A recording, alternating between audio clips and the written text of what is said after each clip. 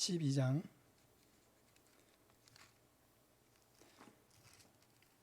누가복음 12장 13 누가복음 12장 13절에서 21절까지 말씀입니다.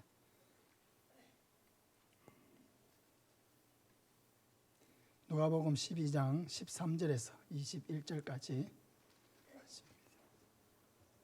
신약성경 115쪽입니다. 신약성경 115쪽 누가복음 12장 13절에서 21절까지 우리 한 절씩 교독하겠습니다. 무리 중에 한 사람이 이르되 선생님 내 형을 명하여 유산을 나와 나누게 하소서 하니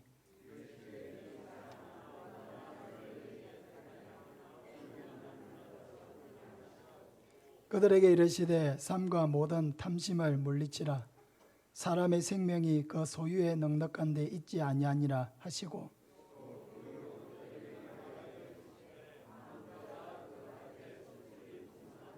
심중에 생각하 이르되 내가 곡식 쌓아둘 곳이 없으니 어찌할까 하고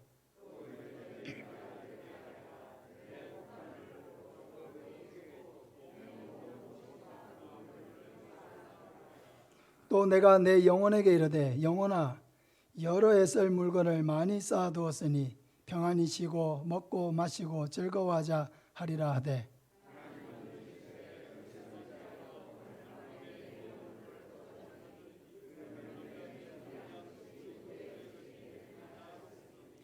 자기를 위하여 재물을 쌓아두고 하나님께 대하여 부여하지 못한 자가 이와 같으니라. 아멘. 어리석은 인생이란 제목으로 말씀을 전하겠습니다. 하나님께서 사람을 창조하실 때 사람에게는 다른 모든 동물들과 다른 능력을 주셨는데 바로 생각하는 능력입니다. 사람은 때로 천재지변을 이렇게 당하고 나면 자연의 힘이 대단히 크고 사람은 너무나 보잘것없이 작구나 그런 생각을 하게 되는데 그럼에도 불구하고 사람이 결코 작지 않은 것은 하나님이 주신 그 생각하는 능력으로 말미암아 우리는 삶을 창조하고 또 개척해 나가고 어려움을 만나도 헤쳐 나갈 수가 있고 무엇보다도 하나님을 알 수 있는 그런 지각을 우리에게 주셨기 때문입니다. 생각은 행동을 창조합니다. 우리 마음속에 어떤 생각을 가졌느냐 하는 것은 곧 어떤 행동으로 나타나게 되는 것입니다. 그러므로 오늘도 우리가 나는 어떤 생각에 사로잡혀 있는 사람인가? 나는 어떤 것을 중요하게 여기는 사람인가? 그것이 항상 내 행동으로 나타나기 때문에 내 마음속의 생각이 항상 우리는 중요한 것입니다. 오늘 우리가 함께 읽은 본문에는 한 어리석은 부자에 대한 비유가 나옵니다.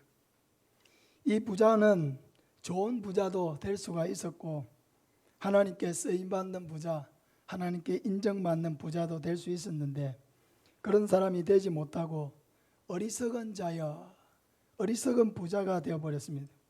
그것은 이 사람의 마음을 이 사람의 삶을 붙들고 있는 그 생각이 어리석었기 때문에 결국 그는 어리석은 삶을 살 수밖에 없었던 것입니다. 예수님께서 오늘 이 말씀을 성경에 기록해서 우리에게 주시는 것은 우리가 이 말씀을 읽고 이 부자와 같이 어리석은 인생을 살지 말고 하나님의 선한 뜻을 따라 지혜로운 삶을 살기를 원하시기 때문에 이런 말씀을 주신 것입니다.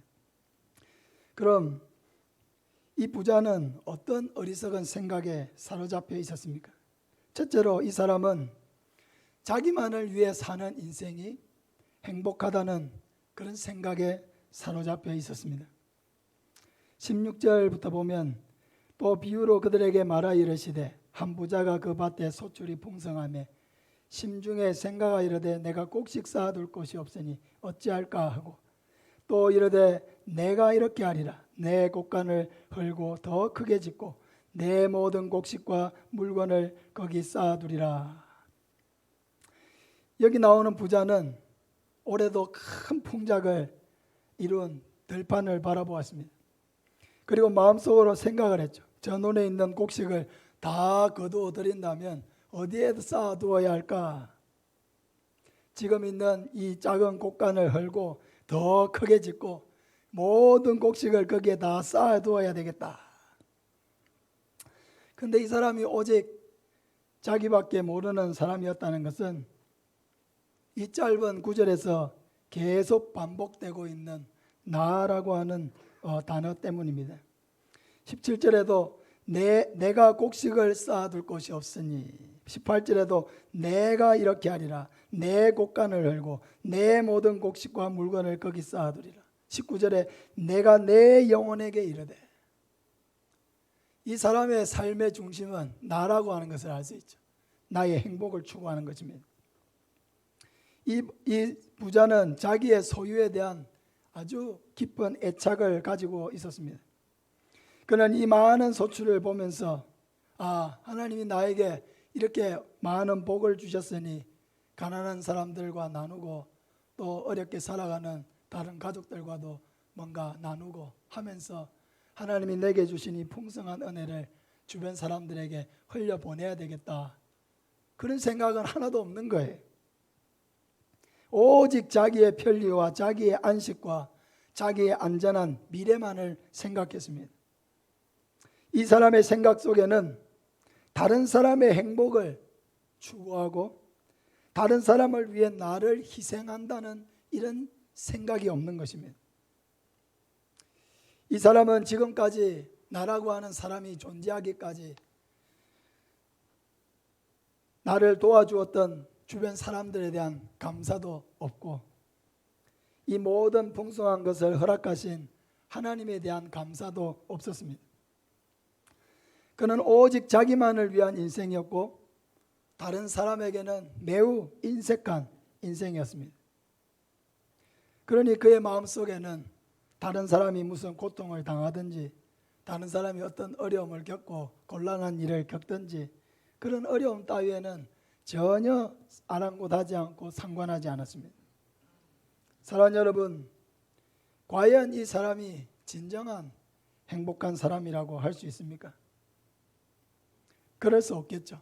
왜냐하면 하나님이 이 사람을 가리켜서 어리석은 자여, 이 어리석은 사람아 하고 부르시기 때문입니다.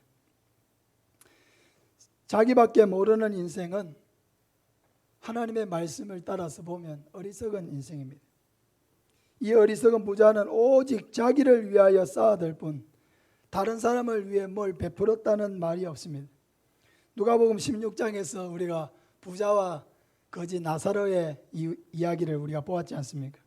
이 부자는 날마다 호화롭게 지내고 상다리가 부러지도록 차려놓고 먹고 당시의 귀족들과 왕들만 입던 자주색 옷을 입고는 그렇게 호화로운 나날을 보냈습니다.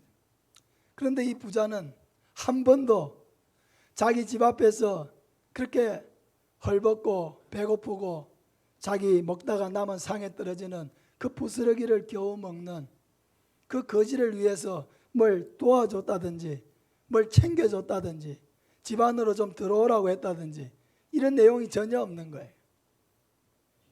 결국 이 부자도 죽고 나사로도 죽게 되었는데 어떻게 되었습니까? 부자는 저 지옥에 떨어져서 뜨거운 불구덩이 속에서 고통을 받으면서 너무 목이 말라서 천국에 있는 나사로를 바라보면서 아버지 아브라함이여, 저 나사로의 손끝에 물 한 방울 찍어서 내 혀를 좀 서늘하게 해주십시오.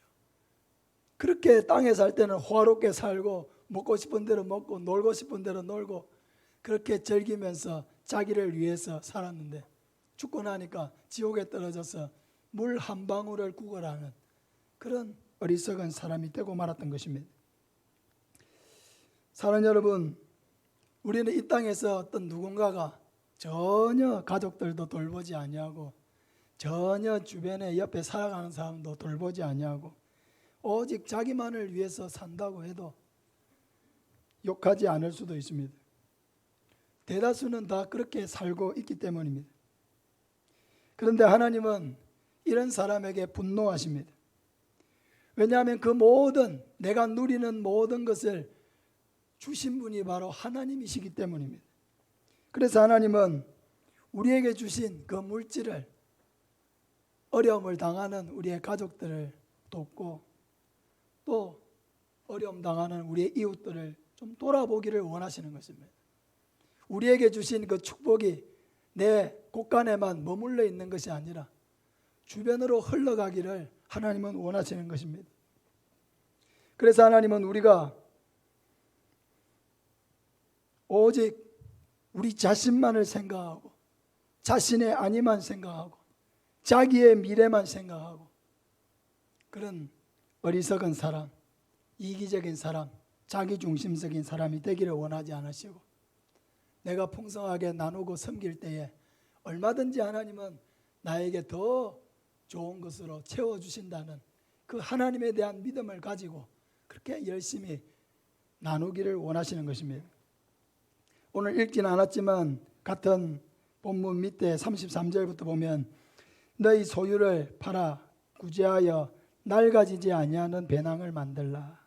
곧 하늘에 둔 바 다음이 없는 보물이니 거기는 도둑도 가까이 하는 일이 없고 좀도 먹는 일이 없느니라. 너희 보물 있는 곳에는 너희 마음도 있으리라 하고 말씀하고 있습니다.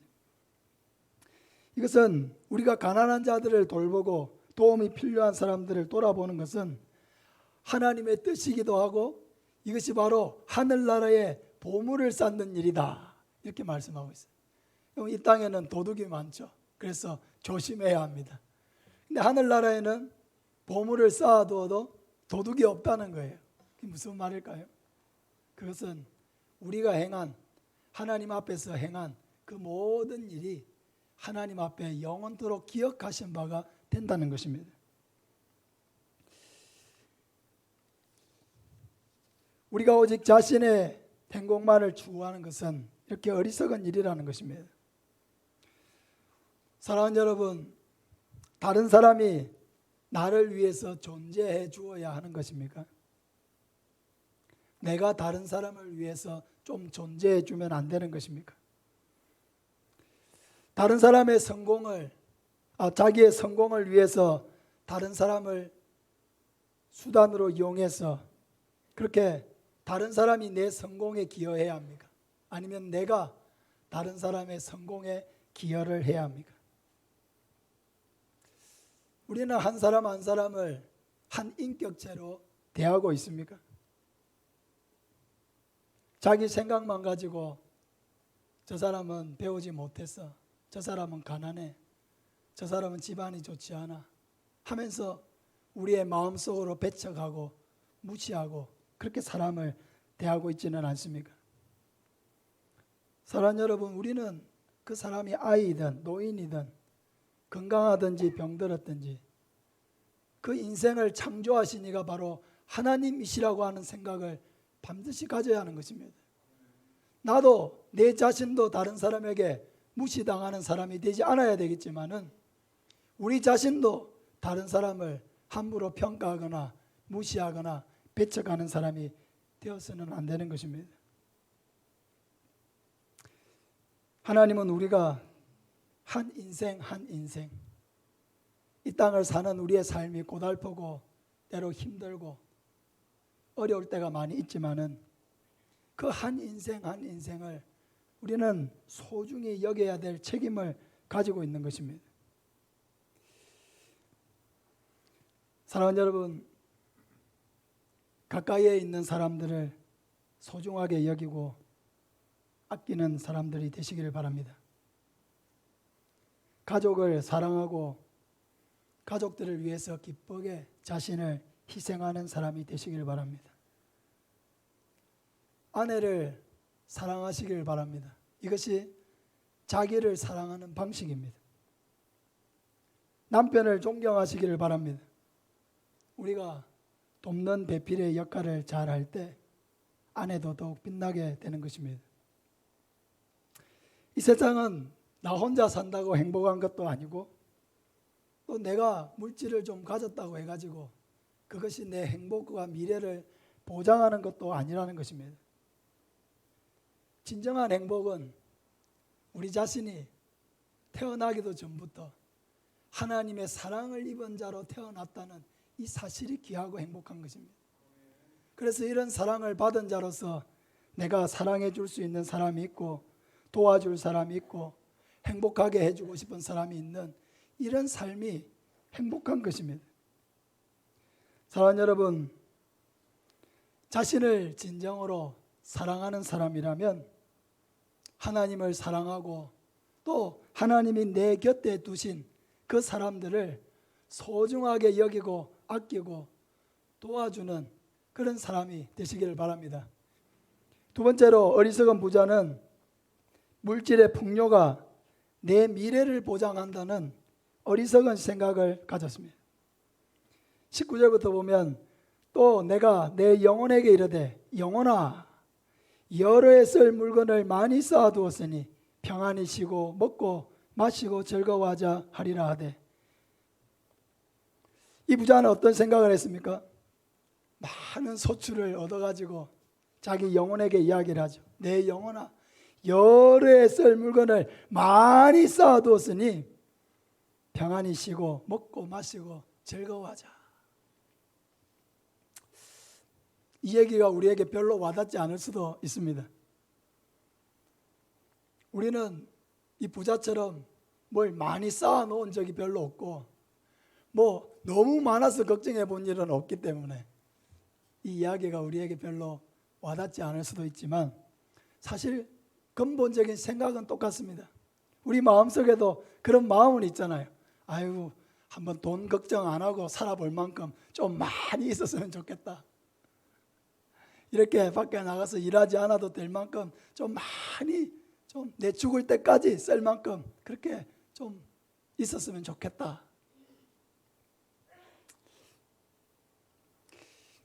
이 부자는 이런 행복한 꿈을 누리고 있습니다. 소출이 너무 많아서 쌓아 놓을 곳이 없습니다. 그래서 더 큰 곳간을 짓고 거기에 쌓아두고 이제는 좀 편히 쉬어야 되겠다.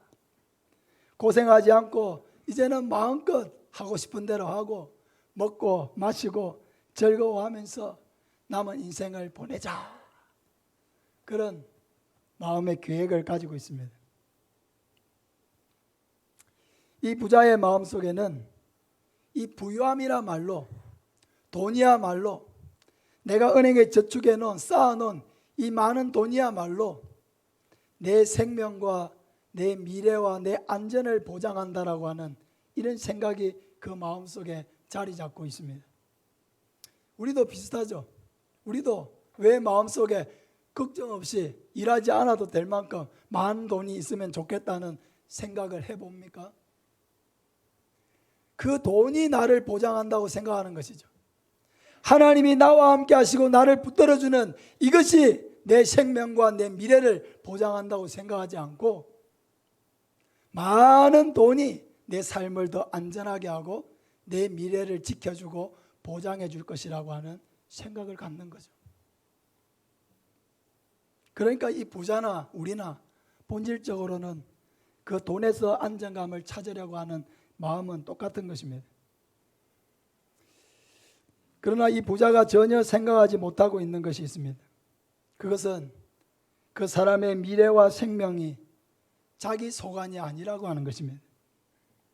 왜냐하면 하나님은 이 부자에 대해서 전혀 다른 생각을 가지고 계시기 때문이죠. 20절에 보면은 하나님은 이르시되 어리석은 자여 오늘 밤에 내 영혼을 도로 찾으리니 그러면 네가 준비한 것이 누구의 것이 되겠느냐. 너무 절망적인 이야기입니다. 이제 정말 큰 곳간을 지어가지고 쌓을 곳이 없을 만큼 쌓아가지고 이제 좀 내가 다리 펴고 하고 싶은 거 좀 하고 놀러 다니고 싶은 거 좀 놀러 다니고 이렇게 해보려고 하는데 하나님께서 이 어리석은 자야 오늘 밤에 내가 네 영혼을 도로 찾으리니 그러면 네가 쌓아놓은 그 모든 것이 누구의 것이 되겠느냐.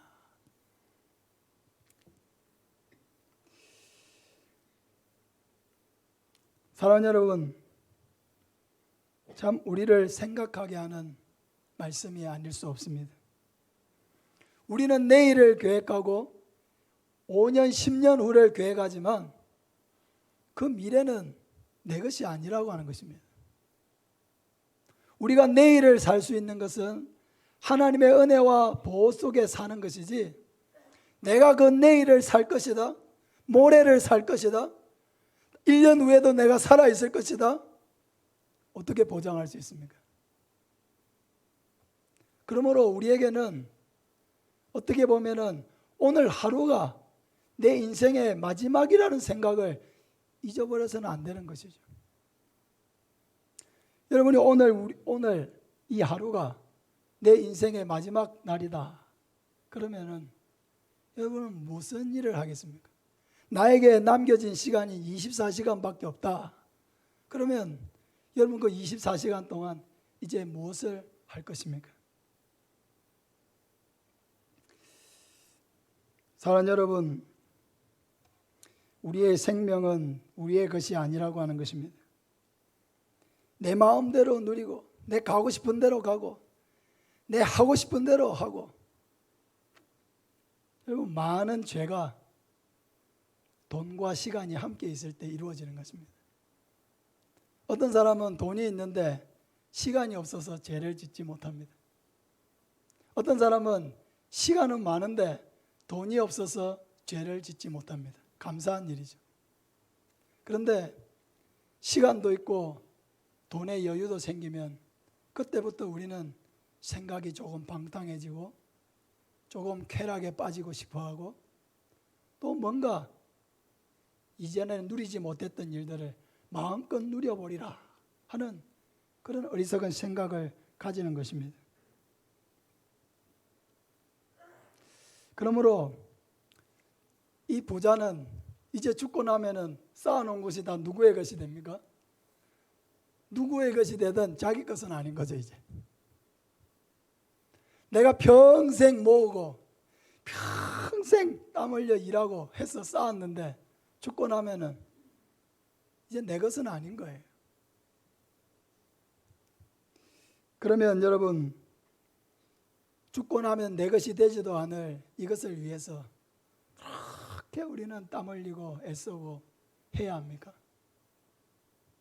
너무 불쌍하지 않습니까? 한평생 이것을 쌓아놓기 위해서 애를 썼는데 써보지 못하고 죽는다고 하면 우리가 가끔씩 그런 사람들을 보지 않습니까? 이제 좀 누릴 만한데 죽었다 그런 얘기를 듣게 되지 않습니까? 그래서 우리는 나의 죽음과 함께 사라져버릴 그런 헛된 영광을 위해서 우리 인생을 너무 소모하지 말아야 한다는 것입니다. 그러면 우리는 어떻게 해야 합니까? 그것은 나를 사랑하시고 나를 창조하시고 나를 이 땅에 살게 하시는 그 하나님을 의지하고 바라보아야 하는 것입니다. 12장 4절부터 보면은 내가 내 친구 너희에게 말하노니 몸을 죽이고 그 후에는 능히 더 못하는 자들을 두려워하지 말라. 마땅히 두려워할 자를 내가 너희에게 보이리니 곧 죽인 후에 또한 지옥에 던져넣는 권세 있는 그를 두려워하라. 내가 참으로 너희에게 이르노니 그를 두려워하라. 누구를 두려워하라고요? 하나님이 어떤 분이시길래 그분을 두려워하라고 합니까? 우리의 몸이 죽은 후에 우리를 지옥불에 던져 넣을 수 있는 권세를 가지신 분. 반대로 얘기하면 우리가 죽은 후에 나를 천국으로도 보내주실 수 있는 그분. 그런 권세를 가지신 분을 두려워하라는 것입니다. 이 세상에는 하나님이 내 생명을 주관하는 것이 아니라 내가 내 생명을 주관하는 것처럼 생각하고 살고 있는 사람이 너무 많습니다. 그래서 자신의 생명이 천년 만년 이 땅에 사라질 것처럼 그렇게 주구장창 내일은 뭐하지? 일주일 후에 뭐하지? 1년 후에 뭐하지? 계획을 세우는 것이죠. 그러다가 생각지 못한 순간에 죽음이 이르는 것입니다. 전혀 죽음 이후의 삶은 생각조차 해보지도 않고 살았는데 준비되지 않은 죽음을 맞이하게 되는 것입니다. 이 세상에서 제일 불쌍한 사람이 누구냐? 죽음을 준비해 놓지 않은 사람입니다. 전혀 죽음에 대한 준비가 없이 죽음을 맞이하는 사람, 이 사람이야말로 가장 불쌍한 사람입니다. 은행에 돈도 좀 모아놓고 좋은 자리에 땅도 사놓고 나름대로 이 땅에서 자기만의 풍요로운 세계를 만들었지만은 죽음을 준비해 놓지 않았다. 얼마나 어리석은 것입니까? 죽음 후에는 아무 소용도 없는 것들을 위해서 자기 평생을 바쳤다. 얼마나 어리석습니까? 자신의 죄의 문제를 해결하지 못한 사람은 죽은 후에 그 죄를 그대로 짊어지고 영원한 지옥불에 들어갈 수밖에 없습니다. 한 번 죽는 것은 사람에게 정해진 것이요 그 후에는 심판이 있으리라고 했습니다. 자기의 죄를 그대로 짊어지고 심판대에 서면은 다 지옥에 가지 천국 갈 사람은 한 사람도 없는 것입니다. 여러분, 이 지옥불에 들어가는 이것이 성경에서는 둘째 사망이라고 했습니다. 육신의 죽음이 끝나는 것이 첫째 사망, 그리고 우리가 죽은 후에 영원한 지옥불에 들어가는 이것이 둘째 사망이라고 했습니다. 그럼 우리가 죄의 문제를 해결받고 이런 둘째 사망이 아닌 영원한 생명에 들어갈 수 있는 길은 무엇입니까? 그것은 바로 우리 죄를 짊어지고 십자가에서 죽으신 예수 그리스도를 믿는 것입니다. 요한복음 3장 16절에 하나님이 세상을 이처럼 사랑하사 독생자를 주셨으니 이는 그를 믿는 자마다 멸망하지 않고 영생을 얻게 하려 하심이라. 하나님이 세상을 이처럼 사랑하사, 우리 여기에 자기 이름을 한번 넣어서 세상에다가 자기 이름을 한번 넣어서 한번 이야기해 봅시다. 시작. 하나님이 동현이를 이처럼 사랑하사 독생자를 주셨으니 이는 그를 믿는 자마다 멸망하지 않고 영생을 얻게 하려 하심이라. 할렐루야. 예수 그리스도를 믿고 영생이 보장되어 있는 사람은 죽음을 두려워할 필요가 없는 것이죠. 하나님이 내 생명을 언제 데려가시더라도 나는 항상 준비되어 있는 것이죠. 예수 그리스도를 믿음으로 영원한 생명이 보장된 사람은 더 이상 죽음을 두려워할 필요가 없는 것입니다. 예수님은 나를 위해서 십자가에 매달려 죽으셨습니다. 예수님은 하나님의 아들이시고 아무런 죄가 없는데 왜 그 예수님이 십자가에 매달려 죽었습니까? 십자가에 매달리기만 한 것이 아니죠. 엄청나게 혹독한 채찍질을 당하고 조롱을 당하고 고난을 당했습니다. 십자가의 고통이라고 하는 것은 감히 우리가 상상도 할 수 없는 일입니다. 여러분, 우리가 일을 하다가 손이 조금 비이고 뭐에 조금 찔리고 그렇게 해도 아프다고 난리를 하지 않습니까? 근데 이 손에다가 여러분 대못을 받고 발에다가 대못을 받고 그걸 매달아 놓으면 어떻게 되겠습니까? 온 살과 뼈가 부딪히고 찢어지고 피가 나고 온 살이 짓이겨져서 상상도 할 수 없는 그 고통을 죽을 때까지 당하게 되는 것입니다. 왜 예수님이 죄가 하나도 없으신데 그런 극악무도한 죄인들처럼 저주를 받고 그렇게 죽어 마땅한 사람처럼 보여졌습니까? 그것은 예수님이 죄가 많아서 그런 죽음을 당하신 것이 아니라 우리 죄에 대한 징벌과 저주와 대가가 그렇게 혹독하다는 것을 보여주는 것입니다. 이사야 53장 4절에 그는 실로 우리의 질고를 지고 우리의 슬픔을 당하였거늘 우리는 생각하기를 그는 징벌을 받아 하나님께 맞으며 고난을 당한다 하였노라. 그가 찔림은 우리의 허물 때문이요 그가 상함은 우리의 죄악 때문이라. 그가 징계를 받음으로 우리는 평안을 누리고 그가 채찍에 맞음으로 우리는 나음을 받았도다. 예수님은 우리의 질고를 지고 우리의 슬픔을 당하셨다는 것입니다. 우리를 대신하여 찔리시고 우리를 대신하여 상하시고 우리를 대신하여 징계를 받으시고 우리를 대신해서 채찍을 맞으셨다는 것입니다. 여러분, 이것이 바로 하나님이 나를 구원하신 방법입니다. 내 죗값을 예수님이 대신 지게 하신 것, 이게 나를 구원하는 하나님의 방법입니다. 여러분, 얼마나 감사하고 놀라운 일입니까? 우리는 죄를 열심히 지으면서도 죗값을 감당할 능력은 우리에게 없습니다.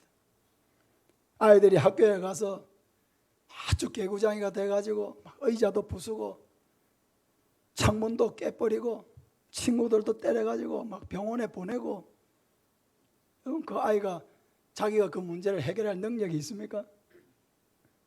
부모가 와야 해결이 되는 문제인데 그 아이는 천지도 모르고 막 기물을 파손하고 폭행을 하고 하는 것이죠. 그 아이의 모습, 천방지축 그 아이의 모습이 바로 우리 인생입니다. 우리 스스로는 이 죗값을 짊어질 능력이 없으면서도 온갖 죄악을 우리의 생각과 우리의 말과 우리의 행동으로 짓는 것이 바로 우리의 삶이라는 것입니다.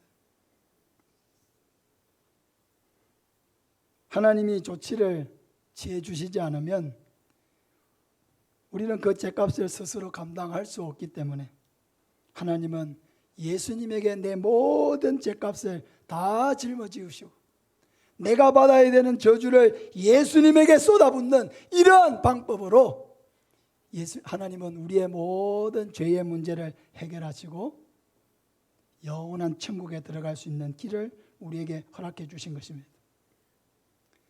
이 예수님을 통해서 이 죄를 씻고 영원한 천국에 갈 수 있는 것은 바로 오직 예수님을 믿는 것 외에는 없습니다. 예수 그리스도를 믿는 것, 그분이 나의 죄를 위하여 십자가에서 죽으셔서 내가 당해야 되는 모든 죄값과 저주를 나를 대신하여 받으신, 그래서 나를 구원하신 구원자라고 하는 이 사실을 믿는 것, 이 예수님이야말로 하나님이 나를 구원하기 위하여 세우신 유일한 중보자라는 사실을 믿는 것, 이 믿음이 우리를 구원하는 것입니다. 베드로전서 3장 18절에 그리스도께서도 단번에 죄를 위하여 죽으사 의인으로서 불의한 자를 대신하셨으니 이는 우리를 하나님 앞으로 인도하려 하심이라고 말씀하고 있습니다. 의인으로서, 예수님은 죄가 없는 의인으로서 불의한 우리를 대신하셨습니다. 왜요? 그 죽음을 통해서 우리를 누구에게로? 하나님 앞으로 인도하기 위해서 그렇게 하셨다는 것입니다. 사랑하는 여러분, 예수를 믿는 것은 단지 불안한 마음을 잠재우고 육신의 죽음에 대한 보험을 들기 위해서 예수를 믿는 것이 아니라는 것입니다. 예수님의 죽으심과 부활은 역사적인 사건입니다. 여러분이 예수님의 죽으심, 예수님이 정말 십자가에 못 박혀 죽으셨나? 예수님이 3일 만에 다시 살아났다고? 이 사실이 거짓이다, 도무지 믿을 수 없는 조작이다, 이렇게 생각하는 분들은 연구를 한번 해보세요. 조사를 한번 해보세요. 역사적으로 많은 사람들이 예수님의 죽으심과 부활이 거짓이고 믿을 수 없다는 것을 연구하고 조사하다가 다 예수님 믿었어요. 그 중에 어떤 분들은 목사님이 되고요, 어떤 분들은 작가가 되고요. 왜? 믿을 수밖에 없는 증거가 뚜렷이 있기 때문입니다. 아무리 부인하려고 해도 부인할 수 없는 분명한 역사적인 사실이기 때문입니다. 예수님이 우리를 위하여 고난을 받으시고 죽으신 것은 우리의 모든 죄값을 담당하시고 죄를 씻어주시기 위한 유일한 방법이었기 때문이고, 예수님이 3일 만에 부활하신 것은 이 예수 그리스도를 믿는 자는 예수님처럼 죽은 후에 우리도 부활하여 영원한 천국에서 살게 될 것을 우리에게 확증해 주는 그런 사건인 것입니다. 그러므로 우리는 예수를 믿는다 할 때 이게 두 가지가 포함되는 것입니다. 예수 그리스도가 나의 죄를 대신하여 십자가에 죽으심으로 나의 모든 죄를 씻어주셨다 하는 이 사실을 믿는 것이고, 또 하나는 그 예수님이 부활하심으로 말미암아 육신의 죽음으로 우리가 끝나지 아니하고 영원한 천국으로 나를 인도해 주신다 하는 이 사실을 믿는 것입니다. 여러분, 이 땅에서 많은 좋은 것들을 누려보셨겠는데 저는 단연코 이렇게 말하고 싶습니다. 이 세상에서 우리가 누리는 최고의 복은 예수님을 믿는 것입니다. 이 땅에서 우리가 다른 사람에게 좋은 선물을 줄 수 있고 밥도 사줄 수 있고 좋은 데 데려갈 수도 있지만은 그러나 단연코 저는 이렇게 말하고 싶습니다. 우리가 다른 사람에게 줄 수 있는 최고의 선물은 바로 예수님을 전해주는 것입니다. 예수님을 믿게 해서 그 영혼이 지옥불에 들어가지 아니하고 영원한 천국으로 갈 수 있도록 예수님을 주는 것입니다. 오직 예수 그리스도 안에서 주어지는 이 놀라운 구원의 은혜를 우리가 확신할 뿐만 아니라 항상 이 생명의 복음, 유일한 구원의 길, 유일한 천국의 길, 유일한 죄 씻음의 길, 이 예수 그리스도를 믿고 또 전하는 저와 여러분 되시기를 예수님의 이름으로 축복합니다.